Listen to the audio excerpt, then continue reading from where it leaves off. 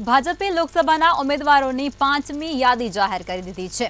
111 ઉમેદવારોની આ યાદીમાં હરિયાણાના મંડીથી કંગના રનૌત, યુપીના મેરઠથી અરુણ ગોવિલ અને પુરીથી સંબિત પાત્રાને ટિકિટ આપવામાં આવે છે।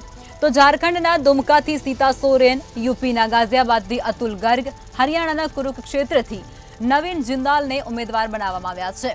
તો સાથે જ આ સિવાય ગુજરાતના 6 ઉમેદવારોના નામ પણ જાહેર કરવામાં આવી ચૂક્યા છે। તો ભાજપ દ્વારા પણ પોતાના નામોની જાહેરાત કરવામાં આવી છે। અનેક યાદી જાહેર થઈ રહી છે, ત્યારે ગુજરાતની અંદર પણ આ યાદીમાંથી 6 જેટલા ઉમેદવારોના નામ જાહેર કરવામાં આવ્યા છે। 6 જેટલી સીટો પર ઉમેદવારોના નામ જાહેર કરવાના બાકી હતા ગુજરાતની અંદર, તેની જાહેરાત આ 111 ઉમેદવારોના યાદીની જે જાહેરાત કરવામાં આવી છે તેની અંદર કરવામાં આવે છે। તો ભાજપની આ 5મી યાદી છે, જેની અંદર 111 ઉમેદવારોના નામની જાહેરાત કરવામાં આવી છે।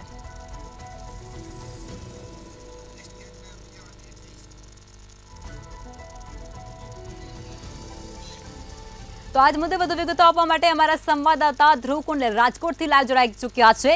ધ્રુવ, ફરી એકવાર ભાજપની 5મી યાદી જાહેર કરવામાં આવી છે અને તેની અંદર 111 જેટલા નામોની યાદી જાહેર કરાઈ છે। ગુજરાતની જે 6 સીટો પર ઉમેદવારોના નામ બાકી હતા તેની પણ જાહેરાત હવે થઈ ચૂકી છે, શું કહેશો આપ?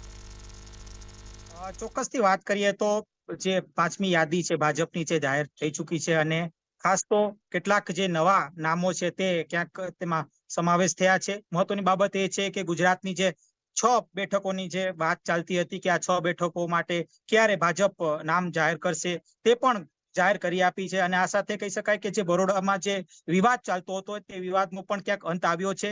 ખાસ તો જે મનોમંથન થયું હતું, એટલે કે કેન્દ્રનું જે મોવડી મંડળ દ્વારા મોડી રાત્રે સુધી એક મનોમંથન થયું હતું, જેમાં વડાપ્રધાન મોદી, ગૃહમંત્રી અમિત શાહ ખાસ તો ઉપસ્થિત રહ્યા હતા। આ સાથે જેપી નડ્ડા પણ રહ્યા હતા, જે રાષ્ટ્રીય અધ્યક્ષ છે ભાજપના, રાજનાથસિંહ પણ હતા।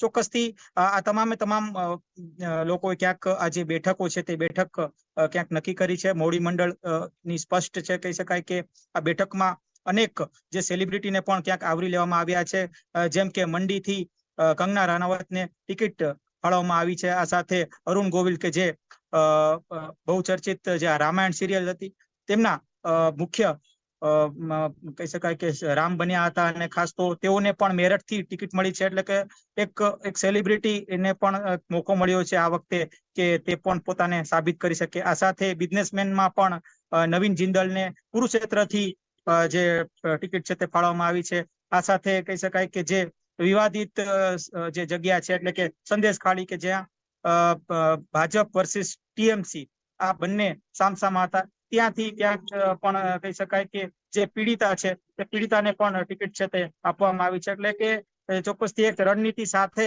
ભાજપે ટિકિટ હાલ અત્યારે જે 5મું જે લિસ્ટ છે તે જાહેર કર્યું છે। ખાસ તો અનેક એવા જે ચહેરાઓ છે કે જે ભાજપે જાહેર કર્યા છે, જેનાથી કહી શકાય કે ભાજપને ખૂબ જ એક સારો એક મોકો મળશે અને વધુ લીડથી ક્યાંક તે બેઠક ઉપર આગળ વધી શકશે। એ એક આયોજન સાથે આ સીટની જે જાહેરાત છે કરવામાં આવી છે। આ સાથે ગુજરાતની વાત કરવામાં આવે તો ગુજરાતમાં પણ જે 6 સીટ બાકી હતી એ 6 સીટની જાહેરાત પણ કરી દેવામાં આવી છે। એક કહી શકાય કે કોંગ્રેસ જ્યારે અત્યારે ક્યાંક સીટ માટે મનોમંથન કરી રહી છે, ઉમેદવાર ક્યાંક કોંગ્રેસને હાલમાં નથી મળી રહ્યા, ત્યારે ભાજપે પોતાને જે મોટાભાગના જે સીટ છે તે સીટને જે ઘોષણા છે તે ઉમેદવાર છે તે ઉમેદવારના સ્વરૂપે ક્યાંક કરી દીધી છે।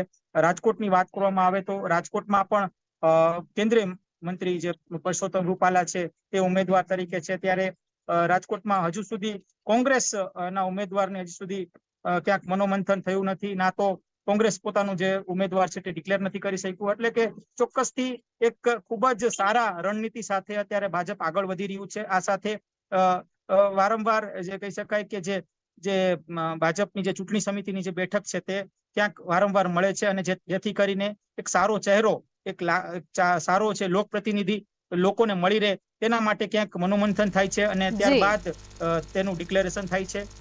શનિવારે આ જ પ્રકારનું એક કહી શકાય કે મનોમંથન થયા બાદ ભાજપે પોતાના જે 111 જેટલા જે ઉમેદવારોની જે લિસ્ટની જે જાહેરાત છે તે કરી છે। ચોક્કસથી આમાં અનેક નામ જે છે તે ક્યાંક સેલિબ્રિટી છે, અનેક નામ બિઝનેસમેન માં આવે છે, અનેક નામ જે કહી શકાય કે જે લોકપ્રતિનિધિ છે એવાને પણ ક્યાંક આપવામાં આવે છે। એટલે કે એક એક રણનીતિ સાથે હાલ અત્યારે ભાજપ પોતાના ઉમેદવાર ઉતારી રહી છે. જી ધ્રુવ, તમામ વિગતો આપી તે બદલ ધન્યવાદ. તો ભાજપ દ્વારા પણ પોતાની 5મી યાદી જાહેર કરાઈ, જેની અંદર 111 ઉમેદવારોના નામની જાહેરાત કરવામાં આવી છે. સેલિબ્રિટીને પણ આ વખતે તક આપવામાં આવી રહી છે. તો ગુજરાતની અંદર પણ 6 જેટલી બાકી સીટો પર ઉમેદવારોના નામની જાહેરાત કરાઈ.